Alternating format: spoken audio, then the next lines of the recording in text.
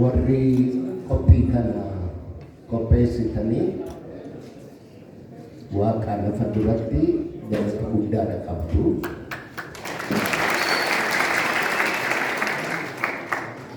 Usmaayoo Muusaa dhugumaan iyyuu nama yaadatamuu qabu.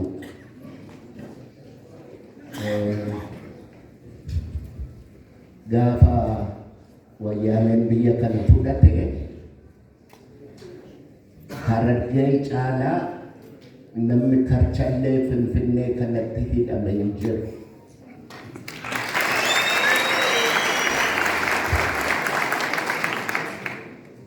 Yaadattu yoo taatanii aslii Oromoo, dubartii Oromoo, seenaa Oromoo keessatti bilisummaadhaaf qabsooftee namni du'itti faradame dubartiin Oromoo isheen hangafaa aslii Oromooti.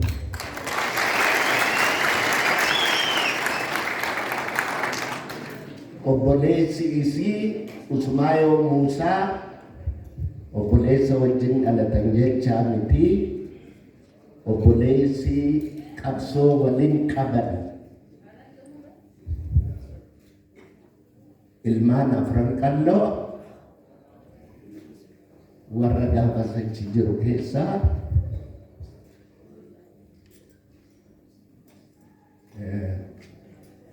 wanni nama qaanessu tokko tokko Oromoo ta'uun wanna nama qaanessu baay'ee nama qaanessa. Kana jechuun silaa hin fedhu jedhamuu qabaaf malee. Gaafa Usmaayoo Muusaa Karchallee jiru meeqan keessanii kan guyyaa tokko dhaltanii fuula isaa argitanii beektan. Kan immoo namichi kun ilmaan qabaayee niitiin isaa maal keessa jirti, ijoolleen isaa maal keessa jiru jettanii kan beektan. Jechaan baay'een keessan ijoolleedha sanan qaqqabne, garuu warri umurii kootiin jirtan nama meeqa isin gaafas dhaqxanii kan beektan. Usmaayoo Muusaa har'aas mana hidhaa jira. Usmaayoo Muusaa ta'uun qabu. Oromoon har'aas mana hidhaa jiru. Ijoollee isaarraa hidhamee mana hidhaa Oromoon jiru lakkoofsa tokko lama miti kan ijoolleen isaa ilmaan isaa agabuu bulaa jiran tokko lama miti. Har'a hoo dhaqanii gaafattu isa dhukkubsatee gargaarsa dhabe bara sanarraa kan ka'e dhukkubsataa warra ta'e har'a hoo gaafataa jirtu moo sirbuudhaaf dhuftan? Guyyaan har'aa guyyaan Usmaayoo Muusaa kun barumsa isinii taati. Usmaayoo Muusaa kumaatamaan har'ayyuu mana hidhaa akka jiru quba qabdu. Ani Usmaayoo Muusaa kanan argee abbu kan ijaajje. Gaafa Usmaayoo Muusaa aslii Oromoo fa'a du'itti faradamee mana hidhaa jiru torbaniin deddeebinee warra gaafataa ture jira.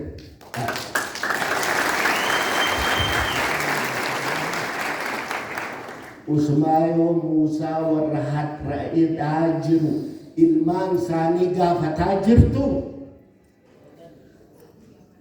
moo maqaa isaaniitiin sirriitu?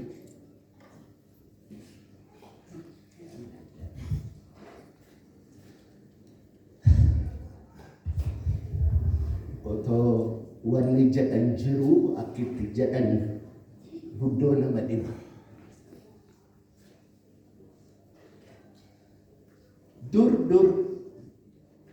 jaarsa tokkotu gar malee dulloomee warri inni horeeyyuu ilmaan isaa isa dhufanii jaarsi kun wayi hundu'uyi gaafa godaan jaarsa kana harreetti fe'u dulloome jennaan warri hin mari'ata jaarsa kana dandeenyee akkuma kana harreetti hin fe'nu ajjeesuu qabnaa jedhanii mari'atu. Jaarsa weelluu jedhu jaarsi weelluu kun kan of dadhabe ammoo jaarsa jechaan nama beekumsa qabu achi weelluu keessa ciiseeti hin ajjeefnaa itti ogaa ijoolleen itti mari'attu dhagaa gurraa dhagaa.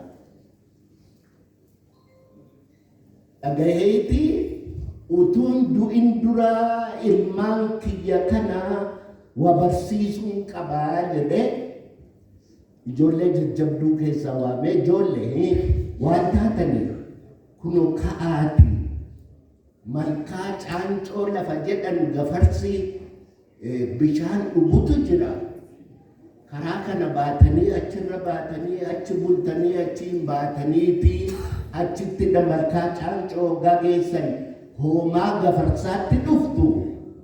Hoomaa gafarsaa sana keessaatii korma tokko naa ajjeesaatii tiruu isaa naa fidaa tiruu gafarsa sanaa yoo nyaadhe nan du'aa jedheen.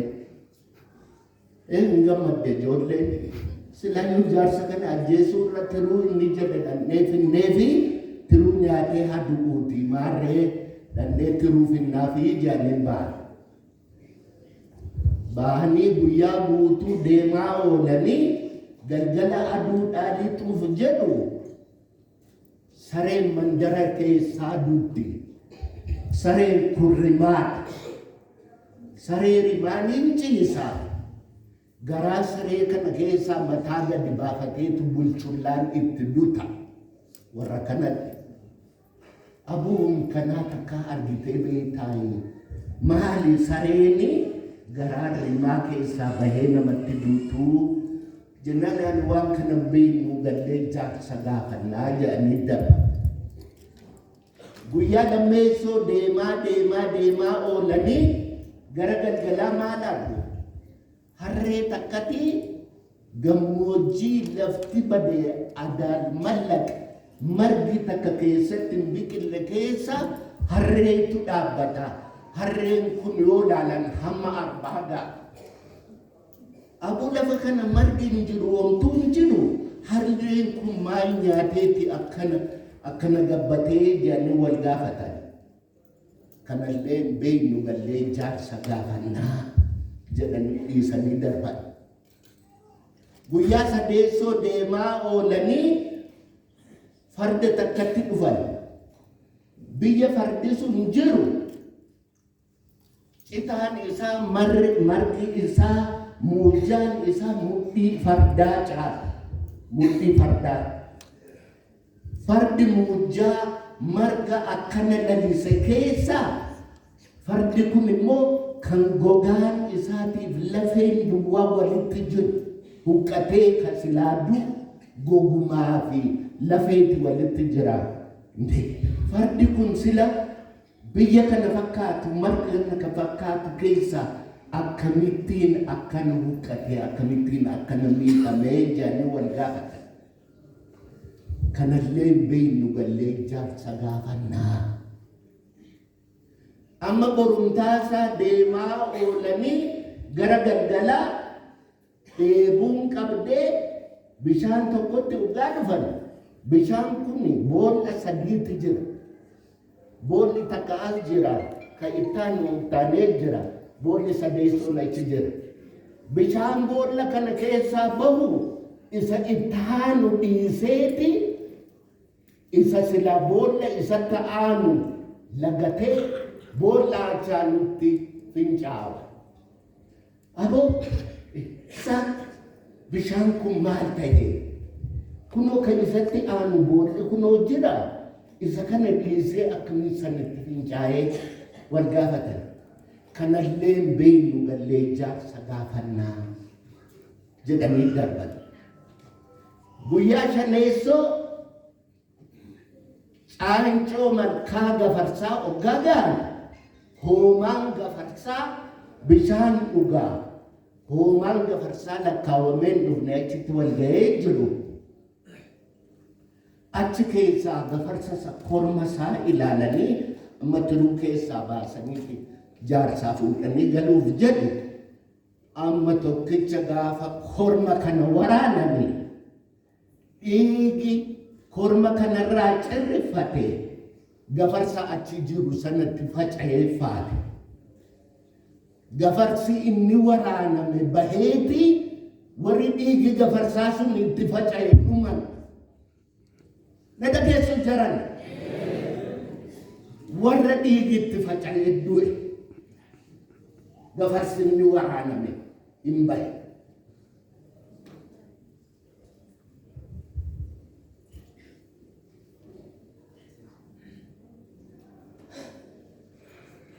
Dubbiin kun jiruu keenya har'a keessa jiru wal fakkaata.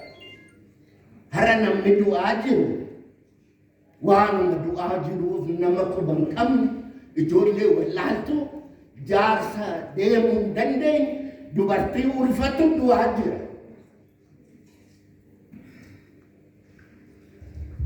Dhiigatti faca'e malee isaan miti kan waraana. Dhiigatti faca'e. Kan du'aa jiru warra dhiigitti faca'e. Usumaa yoo Muusaafa kanatu dhufaadhaa sirbaan lallabaa turan. Dhaga'uu diddan. Dhaga'uu diddan. Ijoolleedhaan jedhaan jiru isin warra umrii kootii yookiin natti dhiyaatan. Isiniin hin jedhaa.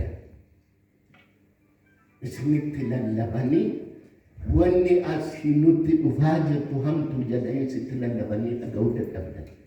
Gafarsa du'e sana tokko garaa baqansanii tiruu keessaa fuudhaniiti galan.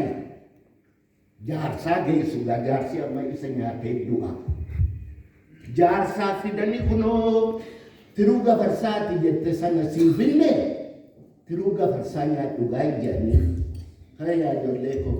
Tiruu gafarsaa lafuma kaa'aati mee kottaati waan argitan natti maa. Isana nyaadhee du'a. Otoo nyaadheen du'in dura waan karaa irratti isin mudate natti maa jedhan jaarsi. Gaafa duraa rimaatu garaa bahee saree rimaan garaa bahee nutti dutee kana arginee gallee jaarsa gaafa nyaadhee. Gaafa lammataa biyya adaan mallaqa margi keessatti biqille keessa harree dhaabbatu hamma arbaa ga'uu argine maan nyaatee hanga arbaa ga'e wanni kun jennee ajaa'ibne. Gaafa sadeessoo farda marga keessa dhaabbatu muujjaa mudhii isa ga'u keessa dhaabbatutu lafee fi gogaa fi lafee duwwaa waliin jira. Maaf akkanatti huqqate, maaf akkanatti miidhame jennee dinqifannee. Gaafa afreessoo bishaantu boolla isatti aanu dhiisee boolla isarraa fagootti fincaa'aa. Bishaanni kun akkamitti uumame jennee ajaa'ibne. Gaafa shaneessoo gafarsa siin waraanne, gafarsa korma waraanne. Kormi gafarsaa waraanne sun dhiiga cirrifate. Gafarsi nuyi waraanne hin bahee ka dhiigisaa itti bubu'eetu dhume. Maali kun jennee ajaa'ibne jedhanii gaafatan jaarsa. Yaa ilmaan koo anuu ka isin ergeefi akka kana argitaniifin isin ergee. Kadura argitan bara ilmi waa abbaarra beeku abbaan waaqarra beeku dhufaa jira. Bara silaga Oromooni abbaan ilmi abbaarra beeku abbaan waaqarra beeku jedhaa miti. Ammoo barri isin dura jirtu achi as isinit dhufaa jirtu bara ilmi abbaarra beekee abbaan waaqarra beeku dhufaa jira. kana kubakaaya. Kana meso harreen isin argitan kun isin dura wanni jirtu warra hin qonne hin aramne biyya minaan baasu keessayyuu hin jirreetu magaalatti galee innummaan sooromee isa maleeyyuu namni waa qabu dhibee warri silaa waa qabaachuu malee iddoo inni itti hiyyoommatutu dhufaa jira. Kanas quba qabaadhaa. Fardi isin argitan ka gogaaniif lafee duwwaa walitti jiru sun fardi isin argitan sun warra silaa horuu male, warra silaa horii horsiisuu beeku, warra silaa qotee aramuu beekutu akka farda sanaa huqqatee biyyaa biyya dhabee afaan wallaalee raata'ee dhaabbataa jira. Kanas quba qabaadhaa. Wanni isin dura jirtu kana fakkaatti.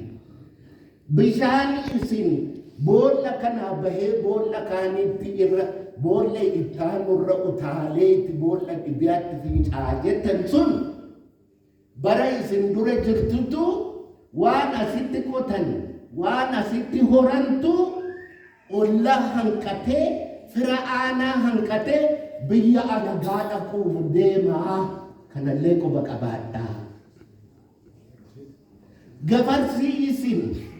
Gafarsi isin waraantan sun ka inni bahe ka ammoo dhiigi isaa itti cirrifatee jennaan dudu'e sun wanni isin dura jirtu gara fuulduraatti namichi inni silaa du'uu malee osoo hin duune warri waan sana gurrumaan dhagahe miidhamuuf deemaa.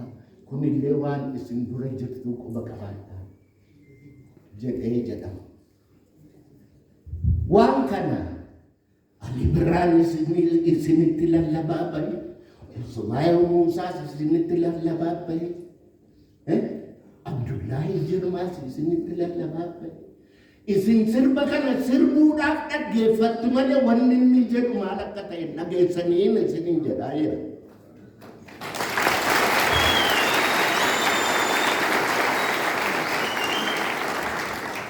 Wanni nuyi keessa jirru barri nuyi keessa jirru dhaga'uu feena.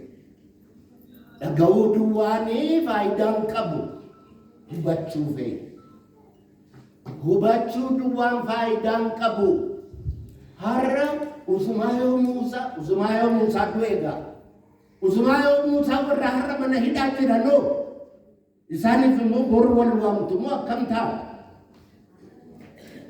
Namaa fi gaafa inni sin fedhu sana silaa birmattanii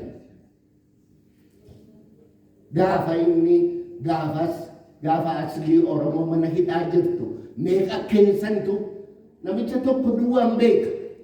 Namichi kun xurataa birrii 800 qaba.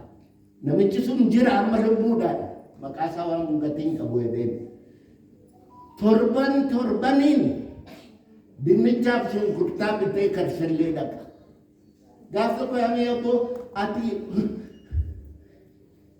xurataan kee yoo birrii 800 maal gochuudhaa?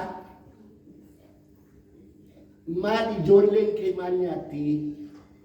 Jennaaniin dooktorii naan jedhe mana koo distiin waxiitti tolchan ibiddarraa eega taa'e waggaa 3 jedhe.